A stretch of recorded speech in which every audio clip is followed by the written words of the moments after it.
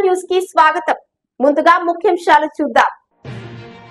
ఊట్నూరులో రైతు భరోసా పథకంపై రైతుల అభిప్రాయ స్వీకరణ. వర్క్ షాప్ ను రైతు భరోసా కమిటీ. చరిత్రలో మొదటిసారి పురుషుడిగా మారిన లేడీ ఐఆర్ఎస్ ఆఫీసర్. దేశవ్యాప్తంగా సంచలనం కలిగించిన నీట్ యూజీ 2024 పరీక్షా పేపర్ లీక్ పై సుప్రీంకోర్టు విచారణ మరోసారి ఈ రోజు వాయిదా పడింది. తొలుత దీనిపై శుక్రవారమే విచారణ చేపడతామని చెప్పినప్పటికీ సోలిసిటర్ జనరల్ అభ్యర్థన మేరకు వాయిదాను పొడిగించింది. తదుపరి విచారణను జూలై 18కి వాయిదా వేస్తున్నట్లు తెలిపింది.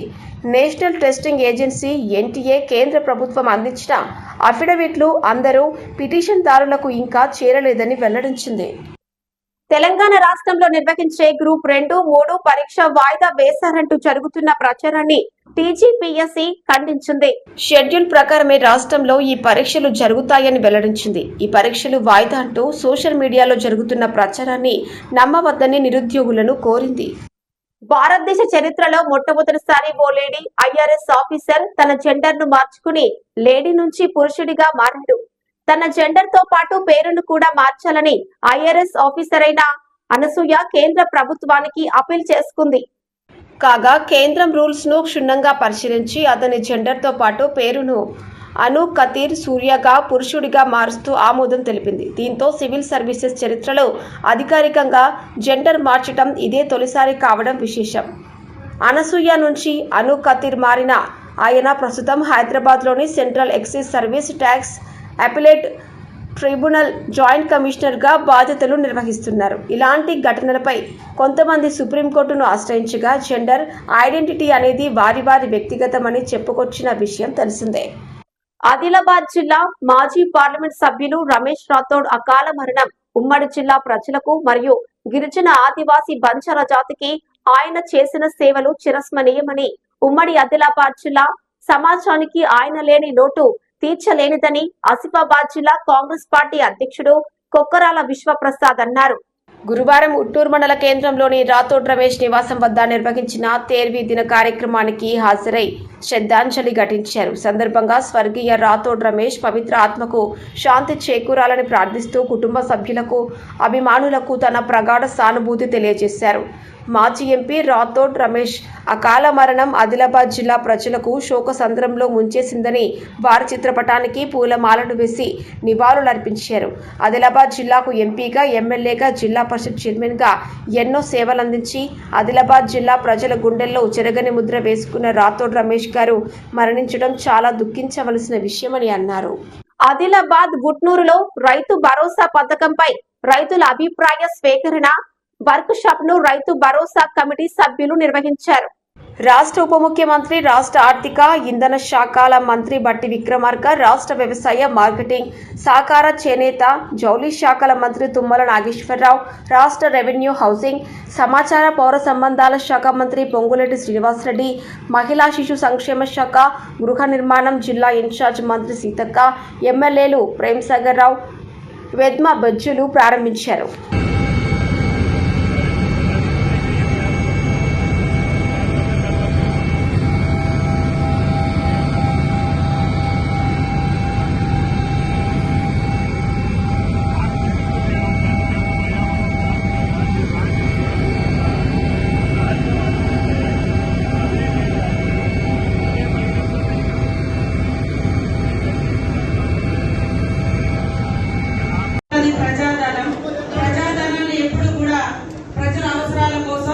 ఎవరికైతే అవసరమో ఆ అవసరాలకు తగ్గట్టుగానే పంచాలి. కొంతమంది అంటే లగ్జరీ కోసం కూడా మరి అందరికి ఇవ్వచ్చు కదా అనేది ఉన్నది. కొంతమంది అందరూ అంటే అందరికి ఇస్తారు, కానీ అసలు కూడా తీసుకోలేటువంటి వాళ్ళ సిచ్యువేషన్ గురించి ఎప్పుడు ఆలోచించారా? ఎకరం కూడా లేనటువంటి వాళ్ళకు 10 ఏళ్లలో వాళ్ళకి ఏ రకమైనటువంటి లబ్ధి జరిగింది, అలాంటి వాళ్ళకు కూడా ఏ రకంగా లబ్ధి చేయాలనేది ఈ రోజు కాంగ్రెస్ ప్రభుత్వం ఆలోచిస్తా ఉంది. కాబట్టి మీ అందరి అభిప్రాయం తీసుకోవడమే లక్ష్యంగా చేస్తా ఉన్నాం. ఈరోజు 100 ఎకరాలు ఉన్నటువంటి వాళ్ళకు కూడా రైతు బంధు వచ్చింది. ఏమి లేని వాళ్ళకు కూడా, తిండి లేని వాళ్ళకు కూడా 5-10 ఏళ్లలో ఏమి రాలేనటువంటి సందర్భాలు కూడా ఉన్నాయి.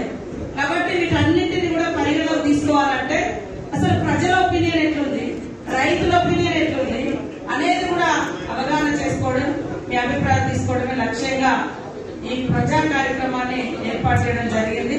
అదే విధంగా సరే ఎమ్మెల్యేస్ అందరూ మాట్లాడి తొందర కొంతమంది వెళ్ళిపోయారు. కానీ నెక్స్ట్ ఈ 5-6 రోజులలో మళ్ళీ ముఖ్యమంత్రి గారి ప్రోగ్రాం ఉంది.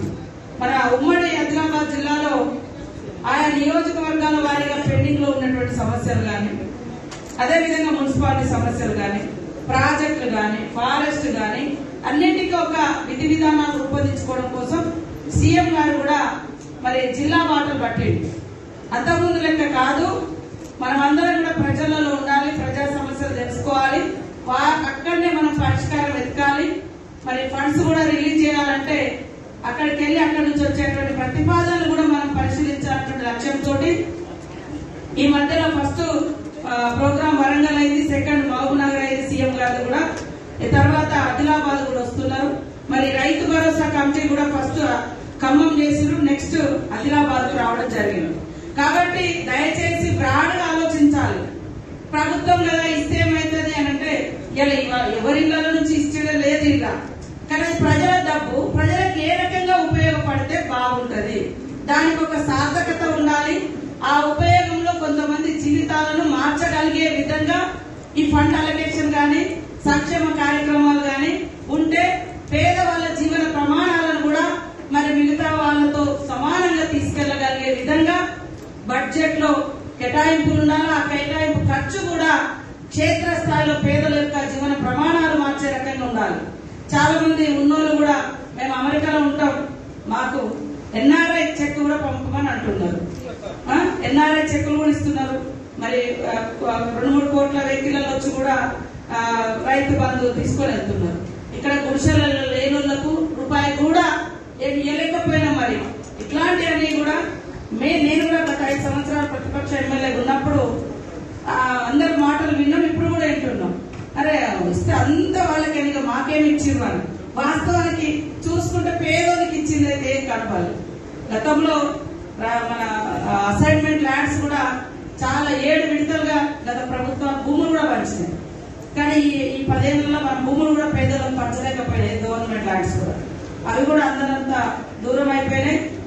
ఇందాక మీరు అందరు అన్నట్టుగా అమ్మ అన్నట్టుగా చాలా మంది అమ్ముకొని పోయినా కూడా మనం ఏదైనా ఈ భూమికి మళ్ళొస్తున్నాను అనుకున్నాం, కానీ ఆయన పేరు మీద పట్టా అయింది. ఇప్పుడు మోక మీదనేమో పాపం కొనుక్కుని ఆయన ఉన్నాడు, అమ్ముకొని పోయిన చేతిలో పట్టా ఉంది. ఏమో ఇది ఎక్కడిది అంటే అరే మొన్ననే కదా నాకు టీఆర్ఎస్ ప్రభుత్వంలో వచ్చింది, నాది కాకుండా నాకెందుకు వస్తుంది పట్టా, వాళ్ళే ఉంటా కోర్టు పోతే వాళ్ళకే ఆధారం ఉంది, మోక మీద ఉన్న వాళ్ళకి లేదు. అవునా కాదా? అట్లా చాలా మంది భూస్వాములు కూడా సరే ఉద్యమకాలం కావచ్చు లేదా రకరకాల క్యాడర్లు ఎన్నుకుని కావచ్చు వెళ్ళిపోయింది. మళ్ళీ వాళ్ళకే పట్టా ఇచ్చేసరికి ఏసీ భూమి నాది, అంతా చదువు చేసినాం, మనం అంతా రెడీ చేసినాం. ఇప్పుడు మళ్ళీ వాళ్ళకి పట్టాలు వచ్చినాయి గతంలో ఈ 5-10 ఏళ్లలో రావడంతో ఈ భూముల మీదకి వచ్చి వాళ్ళే రైతు బంధు వాళ్ళకే పోతుంది, రైతు బంధుతో పాటు ఈ భూమి కూడా పోతుంది ఇప్పుడు వాళ్ళకి. అవునా కాదా? ఏది వదిలిపెట్టిపోయిన ఎప్పుడో ఇప్పుడు మళ్ళీ వచ్చి అడుగుతున్నారు. ఇట్లాంటివన్నీ నేను ప్రత్యక్షంగా నా ములుగు నియోజకవర్గంలో అప్పుడు ఆయన ఒక పెద్ద కలెక్టర్ వరంగల్, ఉమ్మడి వరంగల్ జిల్లాకు 16,000 ఎకరాలు గుట్టనే పట్టా చేసుకుని పోయాడు. 16,000 ఎకరాలు. ఇప్పుడు వాళ్ళ మునిమని వాళ్ళు వచ్చి మాదే అని మొన్న పట్టాలు పెడుతున్నాడు. కేసీఆర్ గారు ఇచ్చాడు మాకు పట్టాలు, ఎప్పుడో వదిలిపెట్టిపోయారు. మరి వైఎస్ఆర్ గారు వచ్చారు, అక్కడికి చంద్రబాబు నాయుడు గారు వచ్చారు, కొన్ని జీవోలు ఇచ్చారు. అయినా కూడా వాళ్ళకి ఇప్పుడు లేకుండా కొంతమంది పట్టాలు కాని అందరిది ఈ రోజు ఆ పట్టాలు పెట్టి వాళ్ళు గుంజుకుంటారు, ఎక్కడికి పోవాలో అర్థం కాదు. ఇవన్నిటి కూడా నేను సీనన్నకు ఎందుకంటే ఆలోచించాలి. పట్టా ఒకరి పేరు మీద ఉంది, మోకా మీద ఒకటి ఉన్నారు. మోకా మీద కూడా ఉండడానికి కారణాలు ఇవన్నీ ఉన్నాయి.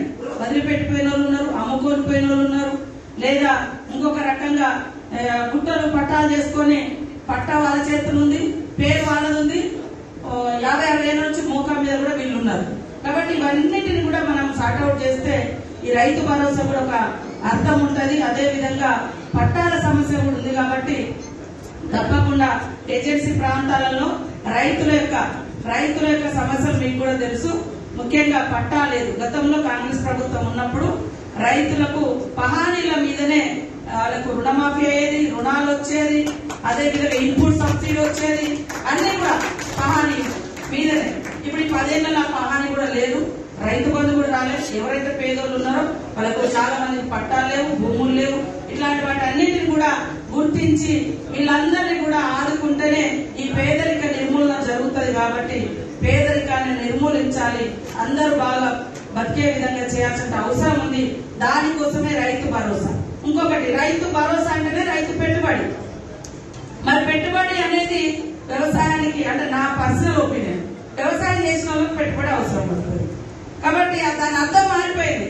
భూమి ఉంటే చాలని ఫామ్ హౌస్ లో కల్చర్ మళ్ళీ వచ్చింది. ఒకప్పుడు ఉండేది, ఇప్పుడు కూడా 100 ఎకరాలు. మళ్ళా మనకి సీలింగ్ యాక్ట్ ప్రకారం 54 ఎకరాల కంటే ఎక్కువ ఉండకూడదు. కానీ కళ్ళ ముందు 100 ఎకరాల ఫామ్ హౌస్ తోటి పెద్ద పెద్ద లీడర్లు, పెద్ద పెద్ద వాళ్ళే కనబడుతున్నారు. సీలింగ్ యాక్టే పోయింది. ఎందుకంటే ఒక్కొక్క ఇంటికి ₹1 కోటి పోయిన వాళ్ళు కూడా ఉన్నారు. రైతు బంధులో పోయినరు. నిజామాబాద్ లో ఒక ఎమ్మెల్యే ఉన్నారు, లేకుంటే ఇంకొక కాడ ఇంకొక మంత్రి ఉన్నాడు. గతంలో వాళ్ళ పేర్లతో సహా బయటకు వచ్చింది. కానీ రూపాయలు కూడా రానటువంటి వాళ్ళ పరిస్థితి ఏంటి? ఇవన్నింటినీ కూడా మరి మీ అభిప్రాయాల రూపంలో మీరు బాధపడుతుంటారు. కాబట్టి మీ అభిప్రాయాలు కూడా పెద్ద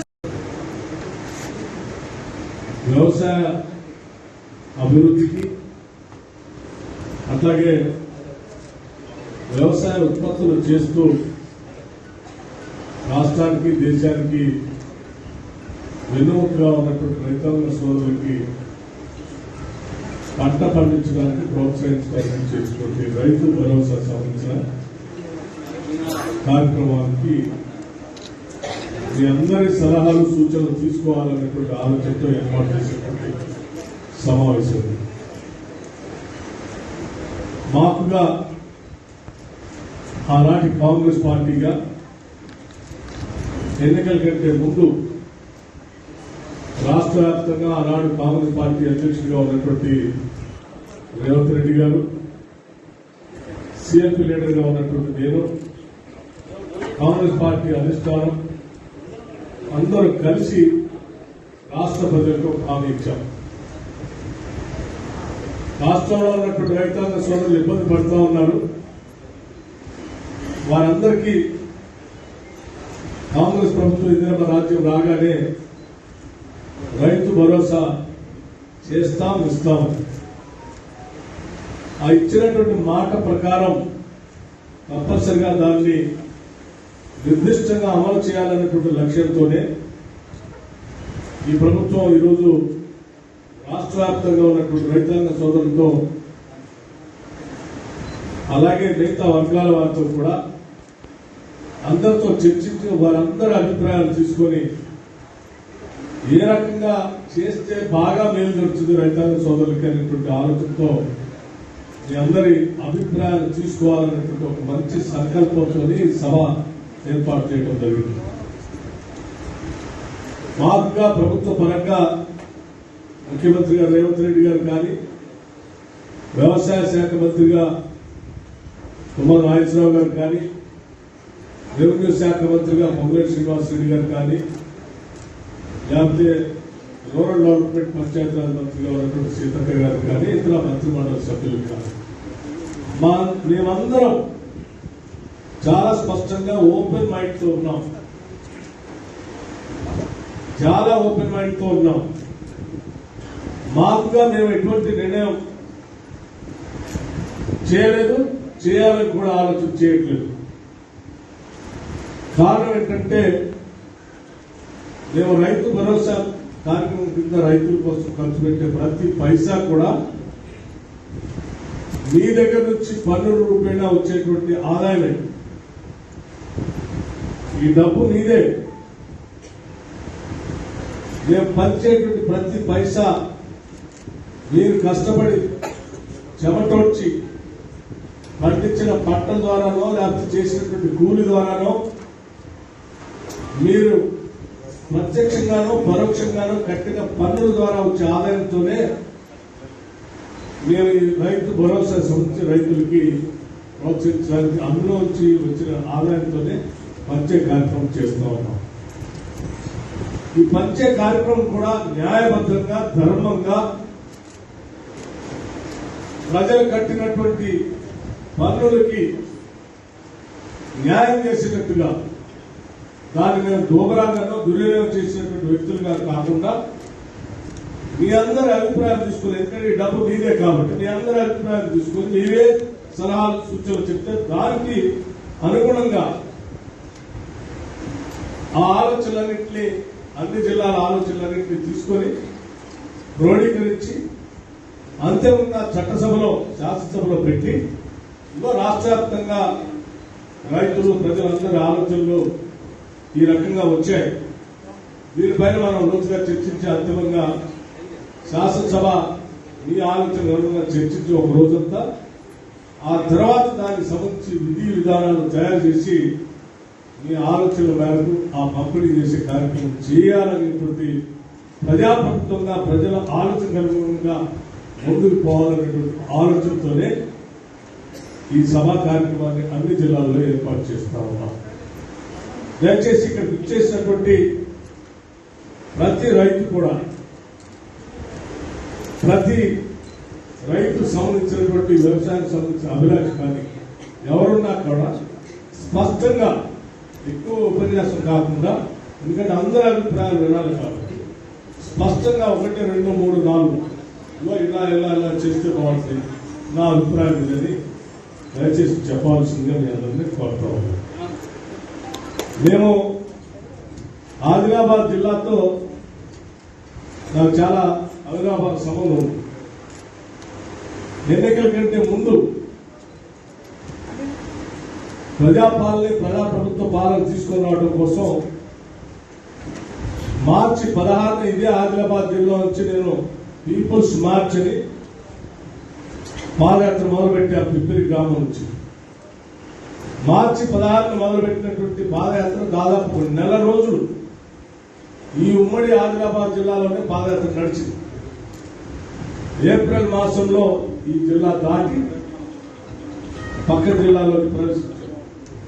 నెల రోజులు ఈ ప్రాంతంలో ఉన్నటువంటి గిరిజన రైతులు, గిరిజనేతర రైతుల సమస్యలు కూడా నేను ప్రతి దగ్గర విన్నాను.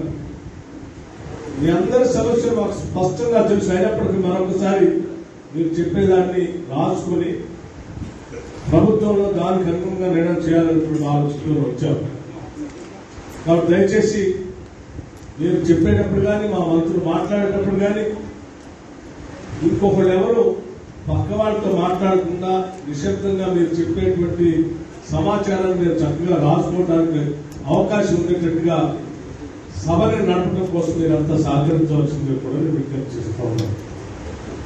అట్లాగే నా ఆలోచనతో పాటు వ్యవసాయానికి సంబంధించిన మంత్రి గారు, భూమికి సంబంధించిన మంత్రి గారు, గ్రామీణ ప్రాంతానికి సంబంధించిన మంత్రి గారు, ముగ్గురు కూడా అతి ముఖ్యమైనటువంటి వాళ్ళు వ్యవసాయానికి, రైతులకి, ఈ పరిశ్రమకు సంబంధించిన వారి ఆలోచనలు కూడా మీకు చెప్తారు. దయచేసి మీరన్నీ విన్న తర్వాత స్పష్టంగా మీ భావాలు చెప్తారని, మీ ఆలోచనల మేరకు, మీ ఆశల మేరకు, మీ కోరికల మేరకు నేను పనిచేస్తాను. వార్తలు ముగించే ముందు ముఖ్యాంశాలు మరోసారి. ఊట్నూరులో రైతు భరోసా పథకంపై రైతుల అభిప్రాయ స్వీకరణ, వర్క్ షాప్ ను రైతు భరోసా కమిటీ. చరిత్రలో మొదటిసారి పురుషుడిగా మారిన లేడీ ఐఆర్ఎస్ ఆఫీసర్. ఈ వార్తలు ఇంతటితో సమాప్తం. తిరిగి ప్రసారమయ్యే వార్తల్లో మళ్ళీ కలుద్దాం. సెలవు.